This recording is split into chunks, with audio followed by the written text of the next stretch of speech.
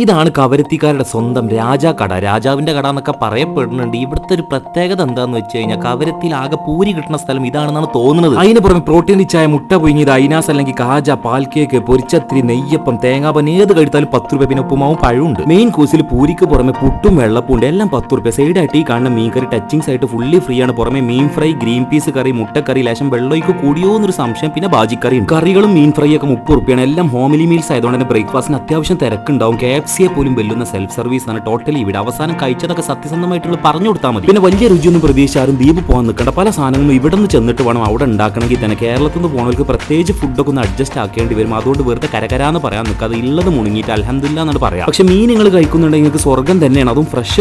അപ്പോൾ harbour DC office റോഡിലാണ് ഈ കട സ്ഥിതി ചെയ്യണം. നമ്മളന്ന് ഹെലികോപ്റ്റർ കയറാൻ പോയ ആ സെയിം റോഡ്. ട്രെയിനിന്റെ ബോഗിയാണെന്ന് പറഞ്ഞിട്ട് വെറുതെ